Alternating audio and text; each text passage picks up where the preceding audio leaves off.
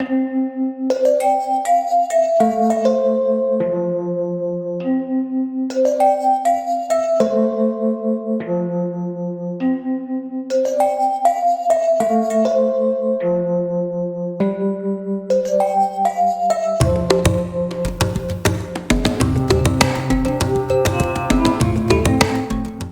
of the things that we like to do at Salmon is always interject an inspirational story. You know, we want you to leave with saying, hey, I'm glad I went to Salmon. I got something out of it. It blessed me. It challenged me. And I learned something. And so today I want to share a story with you. And you may have heard some of the elements of it before, but not connected all the dots.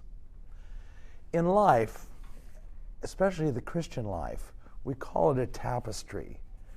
And it's a tapestry in the sense that God brings people into our lives. We travel with them for sometimes a long while, sometimes a very brief while. We never know what God is going to do in and through the lives of people that we meet, that we can challenge, that we might bless, that we might offer grace to. I mean, it's really amazing. In fact, when I was in college, I had a guy that would drive up, or he'd fly up here from Los Angeles. I had no idea how God would use him, but he'd come and we'd hang out, and he'd borrow my car, my Mustang, and and go do errands and stuff. Then he'd come back and he'd speak, and we had, great times together. Well, it turned out, years later, you know this guy. His name's Josh McDowell. And I thought, isn't that amazing that here way back, he wasn't even married in those days, nor was I. But, God can do these amazing things where he just brings you in the path of somebody else, and you think, well, that's really remarkable. Let's see where this goes. And, I don't want to burn any bridges for sure, because that may be the bridge I'm going to cross, when God has his next assignment for me. So, as I read this story, I want you to be thinking about people, Lord, thank you that person crossed my life, that I had an opportunity to influence or to encourage that particular individual.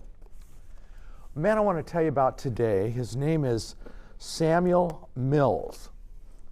And I mentioned it to David as we were looking up or talking about this. And he said, oh yeah, I looked it up.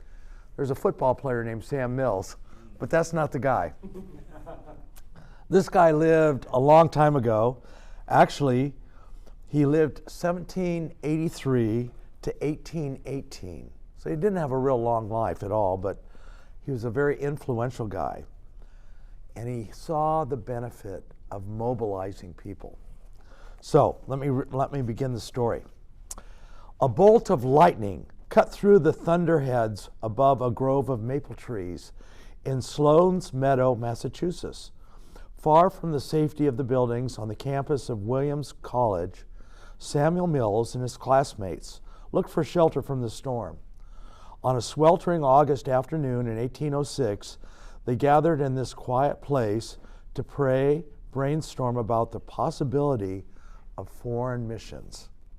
With excitement, Mills and his friends discussed the spiritual needs of the Indians, the Turks, the Arabs, American Christians as well.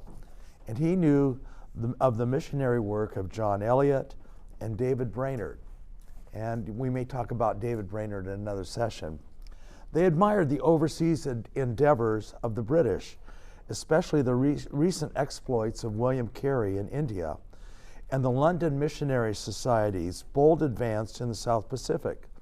To their knowledge, no American had ever left their own shores as missionaries. A loud peal of thunder interrupted the conversation again. The dull roar of an approaching downpour sent the young men scrambling for cover. Beyond the maple grove, the trees gave way to the fields of a New England farm. Come, let's make it a subject of prayer under this haystack, said Mills. So the young men burrowed into the haystack, carving a small prayer room. There Mills continued to encourage his companions. The light can dispel the darkness, the light can dispel the darkness, he argued. Let's not fear the danger or be daunted by the obstacles. We can do it if we will, he told them. Mills' words were neither conceited nor naive. Writing in his journal a few months earlier, on June 26, 1806, Mills explained his confidence. The work is the Lord's, and his ability is abundantly able to carry it on. Arise, O Lord, thou art the ark of my strength. Psalm 32:8. In another entry, Mills wrote, Oh, that he would make his children feel their dependence and bring them up to cast themselves up at his footstool. All of our strength is from the Lord. In the stuffiness of that haystack refuge, the young men prayed that God would remove the obstacles for the spread of the gospel around the world. They begged God to send them as far as missionaries, to send them as missionaries. And that began what is known as the Haystack Prayer Meeting, which you may have heard of in church history. And it marked the beginning of the first missions movement in the United States. The missions prayer meeting at Williams College continued. As Mills moved on to Yale University briefly and then to Andover Seminary, more young men joined his meetings, including a recently converted Adoniram Judson, and you've probably heard of him. By 1810, Mills and his companions felt ready to go overseas. Since no American Mission Board existed, Mills aggressively drummed up support for the cause. On June 26, 1810, a group of pastors, university professors, and students met in Bradford, Massachusetts, where they established the Board of Commissions for Foreign Missions, the first American Missions Board. However, the fledgling Mission Society had few supporters and not nearly enough funds. Impatient to launch a mission to Asia, Judson inquired into the possibility of serving under the London Missionary Society. The idea appealed to Mills. What? Excuse me, it didn't appeal, it appalled to Mills. My mistake, it appalled to Mills. What? Is England to support her own missionaries and ours likewise? Perhaps the fathers, the older pastors in New England, will soon arise, take this business of missions into their own hands. But should they hesitate, let us prepare to go forward, trusting to God for his assistance, who has said, Lo, I am with you always, even to the end of the world. God had raised up the missionary candidates and the American Missionary Board. He would soon supply the funds for the first missionaries from the United States. When the new missionaries embarked for Kolkata, India, on February 19, Mills was not on the ship. With funds still limited, Mills felt that other men were more qualified than he, especially since he had just graduated from seminary and they were before him in seminary. Furthermore, the new board decided Mills' talents for recruiting others into missions were needed in America, and this became his life's work. Wherever Mills went, Mills explored the spiritual need of an area, published the need enthusiastically, and a wave of missionaries followed. The first band, which included Adoniram and Judson, traveled to Asia. Another wave of Christian missionaries followed Mills to investigative missionary journeys into the Mississippi Valley. Today, that's modern Louisiana up to Missouri. And when the missions passed over Mills for a post in Sri Lanka in 1815, Mills plunged into an inner city work along the east coast of the United States. Once again, the men and the women answered his call. In addition, Mills instructed in furthering the gospel among native peoples and explored the possibility of avenues toward freedom for American slaves. Isn't that cool? In 1818, the 35-year-old Mills lost a battle with malaria, which he had contracted on a survey trip to the west coast of Africa. Yet in his death, his recruitment continued.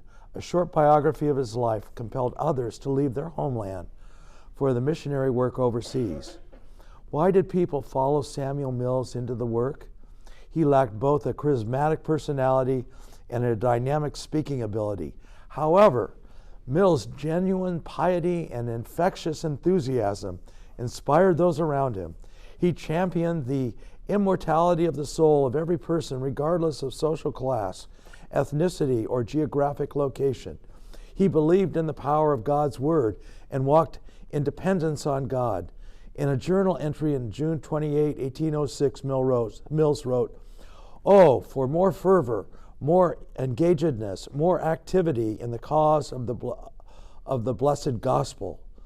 Like David at the tabernacle in Jerusalem, Mills urged those around him to follow the Lord, give thanks unto the Lord, call upon His name, make His name known and His deeds among the people. Sing to Him, sing psalms unto Him.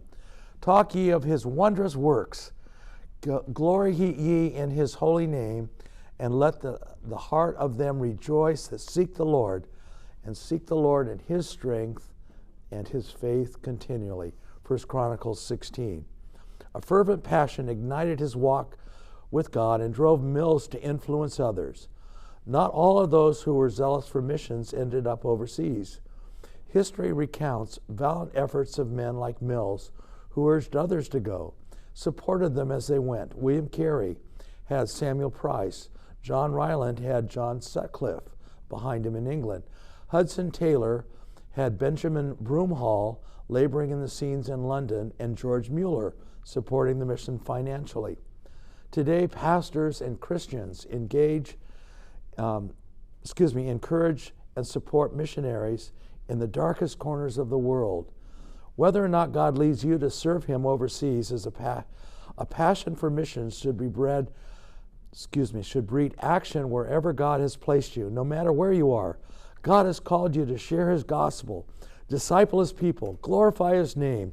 Your burning love for God and for others will leave a trail of influence for God behind you, and who knows what future doors will open because of your faithfulness where you are right now. Isn't that a marvelous story? And you know what? You're a Samuel Mills as well. God's going to use you. And think of it today that, you know what? That's what Salmon is all about. We want to encourage people to be missional, to take that step of faith and see where God might lead us. And that's the whole idea. Let me read 3 questions. I got 1 minute left. So here's 3 questions just to ponder. Are Christ and His work a dominant focus in my life and conversation? What are my favorite topics to discuss with others? What should I eliminate from my life so that my passion for God and His work can burn more brightly?